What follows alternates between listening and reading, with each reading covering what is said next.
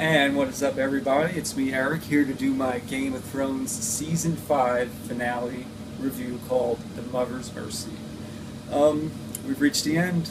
You know, it seems like the seasons go by so fast. It seems like it just began, but you know, it ended, and a lot went down in this episode. A lot of shit went down. Some shocking stuff I'll get to.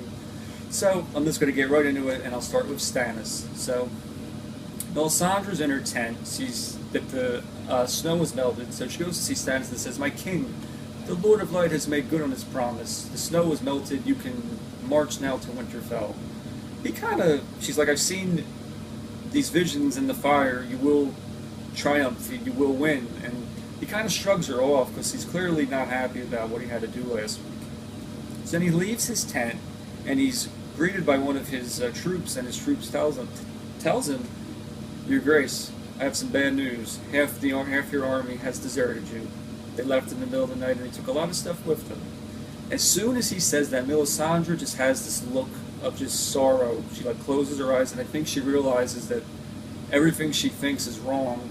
Stannis isn't going to win, and everything's going to go bad. She realizes her prophecies that she has seen aren't going to come true. So then Stannis is greeted with more bad news. Another troop brings him to the back, and he sees his wife hanging there. She has killed herself.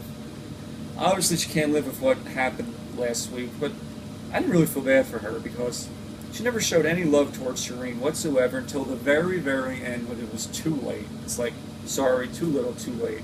But Stannis is not happy about it. He has her cut down, even though you could tell their marriage was not a marriage of love. You could see that it wasn't built on that. But he's upset about it. Then Stannis is greeted with more bad news. "Your Grace, Lady Melisandre was just seen riding off. She abandoned him," which doesn't surprise me. I never trusted her from the beginning. I said she was a wild card, and it doesn't shock me at all that she left him.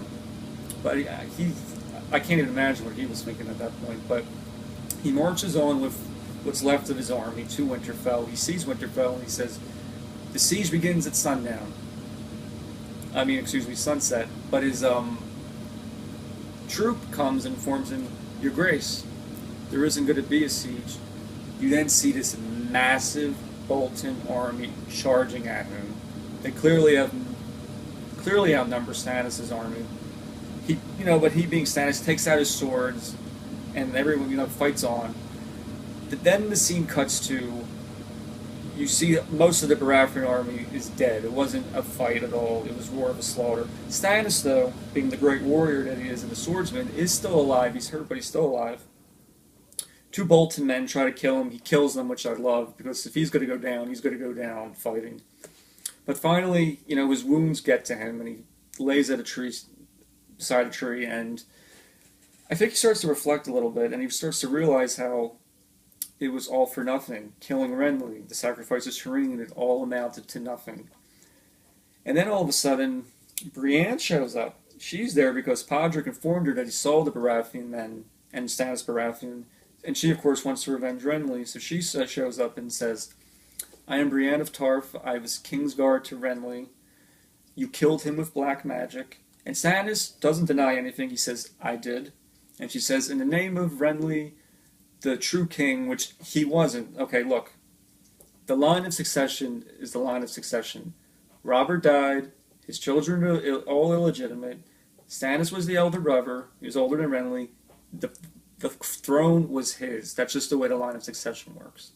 But anyway, she says, "In the name of Renly, I sentence you to die. Do you have any last words?" And Stannis just sits there with just this sorrowful look on his face, and just is like, "Go on, do your duty." You could see he's ready to die. He's just ready for it to be done. So she takes her sword, keep her out, and takes a swing, and then but then it cuts away. Now I thought originally that she killed him, but it came to my attention by some friends of mine that, why did it cut away? The show loves showing death. That's what they do. They love doing it. Why wouldn't they show her actually killing him? And there's a lot of debate going on in the message boards, and it does lead me to believe maybe he isn't dead. Maybe she really didn't kill him. Because she's not the type of person who would kill someone lying there helpless. I don't even think even him. So that's something. Obviously, we'll find out next season what happens. But that's the deal with that. If he is dead, Stephen Dillon did a wonderful job playing Stannis. If that was his last episode, the show lost, in my opinion, the second best actor on the show. Besides Peter Dinklage, he is the second best actor, I think, Stephen Dillon. But hopefully, I hope he's not dead, because the weight of what he did last week, I think, should carry more than just one episode. But we'll see what happens. So next, Winterfell. So Sansa finally builds up courage to light that candle in the tower for Brienne to see. She does it. Brienne, of course, was dealing with Stannis and all that, so she doesn't see it. Then Sansa kind of seems like she's going to make an escape, but who's there waiting for her? Miranda. Ramsay's sick, beautiful, like I say, but sadistic girlfriend with a bow and arrow, and Theon, or Reek, whatever you like calling him. And she's like, look, she starts taunting Sansa, and it's like, Ramsay's not going to kill you. He's going to use you for the parts he needs to further his lineage, and then he's going to take away everything else. And you know what? I'm going to start right now. So Miranda gets ready with her bow and arrow to shoot, I guess, the body part of hers. And Theon finally shows something, picks Miranda up, throws her over the balcony, I guess killing her. Goodbye, Miranda. Call me. And him and Sansa then, from one of the towers of Winterfell, jump into the snow and make an escape. Now, how far they're going to get, I don't know. Who knows? We'll find out, I guess, next season. But it was cool to see that. Sansa maybe getting away. But with her, she always ends up into another bad situation, so who knows. But that's the story with Winterfell. Next, Dorne. I finally enjoyed Dorne for like the first time this season. So Bronn, Jaime, Marcella, and Tristan, who Marcella wants to marry, are getting ready to leave Dorne. They're saying their goodbyes, and Ilaria Martell kisses Marcella goodbye, and which seems like a sweet thing, sweet moment. So on the ship, Jaime's talking to Marcella, and he's talking around it, but he really wants to tell her that he's her father. But before he can do that, she tells him, I know about you and Mom. I know you're my father, and I'm happy you're my father. And the look on Jaime's face was great, because you could see how happy he is. And I think for the first time, I think he really felt like a father in that moment. So him and Marcella embrace, hugging, and it was sweet. I was like, oh, that's nice. But then all of a sudden, Marcella starts choking, blood starts dripping down her nose. She's been poisoned. When Ilaria Martell kissed her, she poisoned her. So because then the next scene we see her with blood coming down her nose, the Martell, and taking an antidote for the poison she gave to Marcella. So that was kind of a tragic end. And it goes back to the witch's prophecy, if you remember from the beginning of the episode, the beginning of the season, where she said to Cersei, "All your children will die." So it just came back. But yeah, I did enjoy the Dorne scenes this week. Finally, next, Bravos Arya. So Meryn Trent, who we found out last week is a pedophile. We find out this week he's also a sadomasochist. He's with 3 girls and he's beating them. He's getting off on beating them. But one of the girls doesn't show any real reaction to him beating her, so he is intrigued by that. He's like, you know what, I can do a lot more to you. All of a sudden, a mask comes off. It's Arya. She jumps at him with a knife, stabs him in the eyes. Doesn't kill him yet, but it was awesome to see. And then she tells him, "You know who I am?" And she's like, "You were the first one on my list for killing my fencing teacher back in season 1." And she kills him. Next, she's in the House of Black and White, and she's greeted by, you see Jaqen H'ghar, and I forget what her name is, Nith or something, the girl who's there. And they're not happy because she did something she wasn't supposed to do. And Jaqen H'ghar says, "You took a life, and only life can pay for it." So he seems to drink poison. And she's upset because she doesn't want him to die. But then she turns around and sees it wasn't really him. He's behind her. It was kind of confusing. And she keeps taking all these masks off the body, the person that did drink the poison, and she sees herself looking at her. And all of a sudden she goes blind. So I guess that's really her punishment for taking a life and going against the rules of the House of Black and White, I guess. She's blind, which is pretty bad. I don't know what's going to happen with that. Will she get her sight back? Who knows? But And that's the story with Bravos. Oof. Good luck, Arya. Next, I'll talk about Marine. So, Tyrion, Dario, and Jorah are left there to just pick up the pieces of what happened last week. They're talking about what should happen, and they're all like, look, we gotta go find Daenerys and get her. But, they tell Tyrion starts fighting with Jorah. He's like, why would she want you? She banished you twice, you know? But then Dario makes the point, but he also saved her life. But then they get around to telling Tyrion, you know what? You really shouldn't come. You're not a warrior. You should stay here and try to stay in charge here and try to keep order, basically.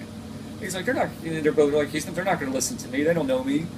Grey Worm comes in, but they're like, they will trust Grey Worm if he's by your side. They know who he is and they do trust him, as well as Dany's handmaiden. I forget how you say her name, and I kind of like that. I kind of like seeing Tyrion going to be in like a leadership position. I think that's kind of what he's meant to do. He's good at it, as he showed in Blackwater when he led the charge there. So Dario and Jorah, and don't forget, Jorah is infected with Grayskull. Wasn't talked about, but remember, he is infected, so we don't know what's going to happen with that. So they set out to go find Daenerys. Next, we see Daenerys. She's with Drogon, and she's basically telling him, look, we have to go back. We got to go back. But he's not having any of it. I think he's still hurt from the harpoons that the Sons of Harpy were wailing at him, and he's not going anywhere. So she walks. He's just walking, you know, just looking at the land, and all of a sudden you see Dothraki come down on a horse. Then all of a sudden the whole tribe of them just surround her. It was crazy. I don't know what was going to happen. And she's just bewildered by this, because these were once her people at one time. Not anymore, but they surround her, and that's how the scene ends there. So I don't know what's going to happen with that. You know, Khal Drogo's gone. You know, who knows? They might embrace her. They might hate her. You know, well, I guess that's something we'll definitely find out next season. But Cersei, this was pretty good. This was good stuff. So Cersei finally breaks down and she confesses to the High Sparrow. I did sleep with Lancel Lannister. I was lonely. She denies now the other charges, though, that her kids are really Jaime's and all the other charges, but she does confess to that, and High Sparrow goes, "Did you taken your first step towards atonement? And I'm going to let you go back to the Red Keep." But she has to do this walk of atonement, or walk of shame, whatever you want to refer to it as. And they strip her down, cut most of her hair off, and she does the walk. She gets nude, and then she's walking. They're all the lady behind her, who's part of the High Sparrow circles, shame, shame, shame. The crowd's jeering her, throwing stuff at her. She keeps her composure pretty well up until kind of the end, when she finally breaks down. Now, I was disappointed to learn that the nude body was not Lena Headey's. It was her face CGI'd on her body level. That kind of was a disappointment to me. But it was still a really good scene. And she ends up back at the Red Keep, and she meets Sir George, who was the newest member of the Kingsguard, who is the Mountain reanimated. And she's told he's vowed to take a thing of silence until all those who have wronged you are brought to justice. So that's the story with her. But the scene was long, but it was good. It was a good scene. And I didn't feel bad for her, because she's done a lot of bad stuff. Cersei's not a good egg. She's done a lot of bad stuff. But maybe she will. There's still going to be a trial. She was told there still will be a trial. And speaking of that, I guess there will be a trial with Marjorie and Loras. They weren't in the episode, so I guess trials will happen next season. We'll see what happens with them. So finally, the Night's Watch, Jon Snow. Okay, so Jon has a scene with Sam. Sam wants to be a healer and says, "I want to go to Old Town with Gilly and the baby. Please let me go." Even though Jon's like, "Who am I going to be able to trust around here if you're going?" Jon lets him go. So later on, Jon's in his chambers. Oh, and before this, Davos shows up. Davos, of course, has no idea what's happened with Stannis and everything. And he's asking for troops and supplies, and Jon's like, we can't do it. The Wildlings aren't going to fight with him. And as they're talking, all of a sudden, Melisandre arrives at Castle Black looking just grim. And Jon Snow goes, what happened to Stannis? And she just doesn't say anything, just looks grim. And Davos shakes her and is like, what happened to Tyrion? Once again, says nothing, but they can tell that they're probably both dead by her reaction. So Jon's in his chamber, and Ollie, his steward, comes in and says, guess what, Jon? One of the wildlings knows where your Uncle Benji is, and who hasn't been seen since season 1. He went beyond the wall, and only his horse came back, and we haven't seen him since. So Jon's all excited, thinking, oh, I can finally find my uncle and see what happened to him. So he's let out, and all of a sudden you see this cross with the word traitor written on it. He turns around, and Alistair Thorne says, for the watch, drives a dagger right into him. Shocking. I was in shock.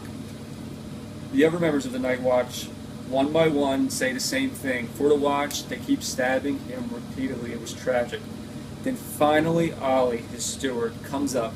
Now he hesitates, and you can see he kind of starts to break down. He doesn't really want to do this, but in the end, he gives him the final death blow, stabs him, and says, for the watch.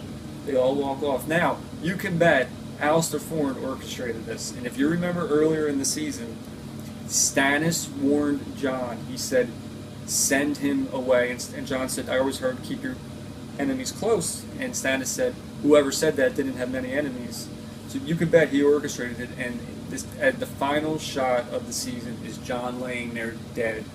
And it was horrifying because everybody likes Jon. I don't know anyone that watches the show that doesn't like Jon Snow.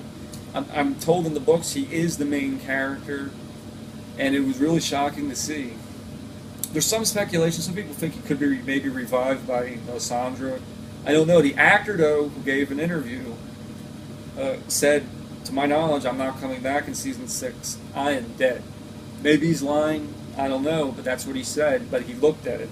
And as of now, I think we have to take it as that he is dead because we did see it. Unlike Stannis, we did see him die. We did see Jon die. But yeah, a lot of stuff happened in this finale. Thoughts on the season? I think it ended better than it started. I liked the Jon and Stannis stuff in the beginning of the season. I liked the back end episodes. I liked that they brought Tyrion into Daenerys' storyline. I mean, yeah, if you were to ask me like what's your least favorite season, I would say this, but I still enjoy the show. I'm still looking forward to see what happens next season. But I'm also really looking forward to reading the next book coming out, Winds of Winter. I really want to see where the story goes in the books because I've been brought up to date with what happens in the books, and I'm actually going to do a video later this week of book changes that the show made that I don't agree with. Things that happened in the book I think that should have stayed as they were in the book. I'm going to do that later in the week. But yep, that's the end of the season. I had a lot of fun doing these reviews. I want to thank my friend Dave for inspiring me to do this. It was a lot of fun. I'll probably definitely be doing it next season. I want to thank everybody who watched any of these reviews. I appreciate it from the bottom of my heart. Don't forget to subscribe to DTV. And I will catch you guys later. Have a good one.